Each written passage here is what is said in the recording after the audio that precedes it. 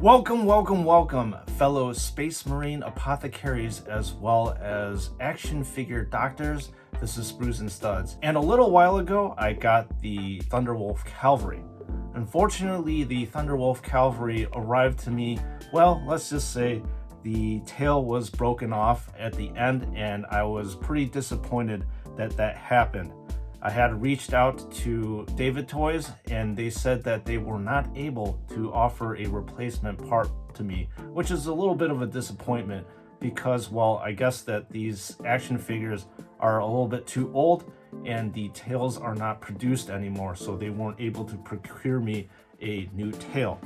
And I had said that at some point in time that I was going to do a repair video on the tail. Now I have to preface this and say that the suggestions that I make for my action figures are just for me.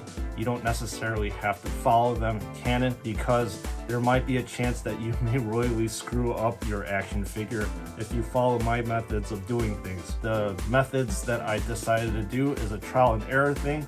So there may be some screw-ups as well as some triumphs. So let's get to the repair video. There are many ways to fix this wolf's tail. The method that I'm going to do is to take a pin and to literally pin the both sides together. Now this is going to inhibit the functionality of the wolf's tail to do like a wag type of thing.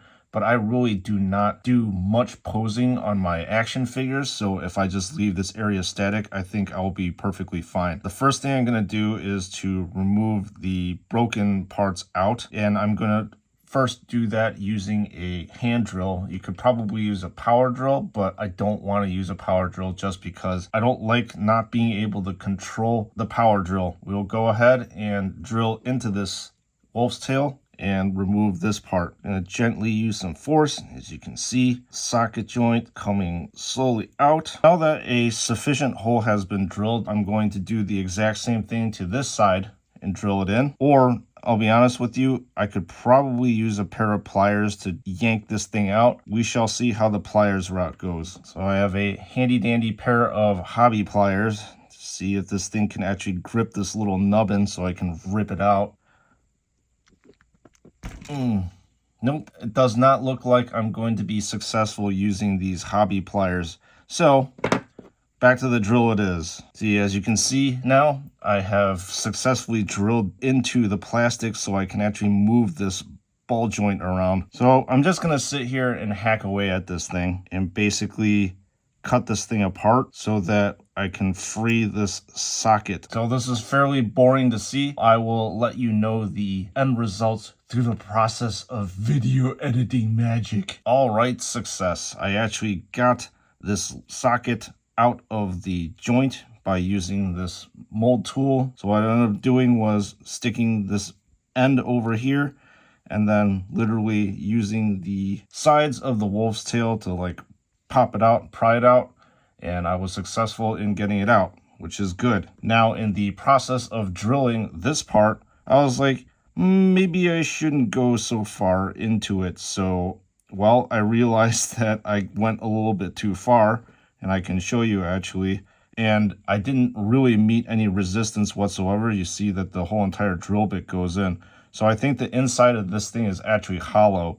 So it's something that's very interesting that you don't know about these figures until you actually start to futz around with them. Now that the offending part has been moved from this end, I'm actually going to leave the remnants here. Now what's going to happen is I am going to drill this part in a little bit further down and then take a metal bar and just pin this end to this end. All right, this is the metal rod that I'm going to use to pin this part of the wolf's tail to this part of the wolf's tail, and I'm gonna have to use a hacksaw to cut a length that is sufficient enough so that the pinning can take place. I'm gonna spare you guys the hacksaw portion of this. I mean, it's literally just cutting metal. Let me cut back to this video after I've cut this metal rod. So I have cut a middle pin. I'm probably going to have to cut this a little bit more to the size that I want. Now the key to pinning is to make sure that the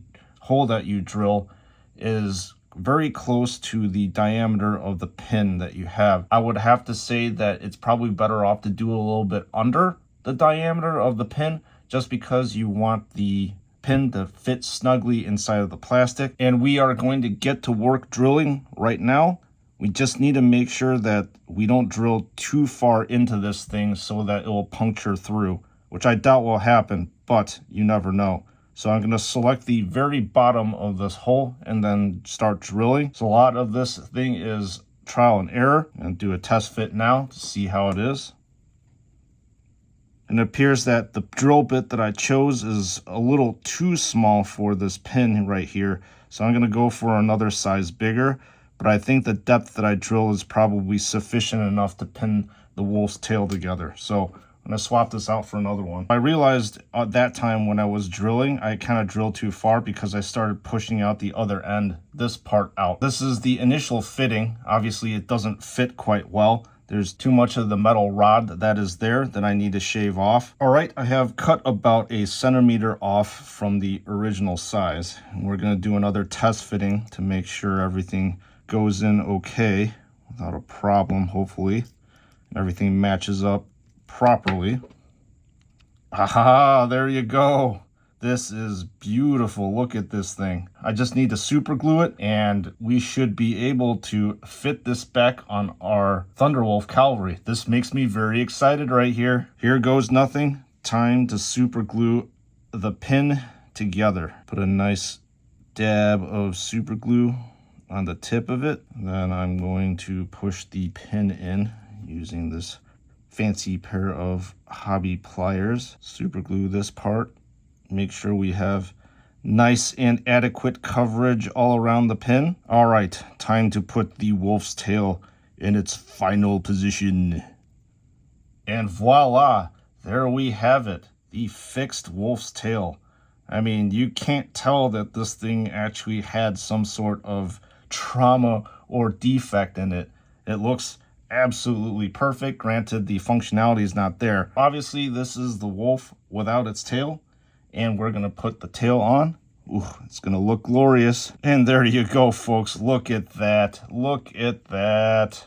I am quite impressed with my ingenuity here. And so, with the fixing of the wolf's tail, let me wrap up this video. There, folks. You can see Wolfie's tail has been fixed. The wag has been restored. I'll have to say that there were a few missteps in what I did with the tail. I did not actually know that it was not really a ball and socket joint. There was well, it was, but one end was a ball and the other end was kind of like a stick.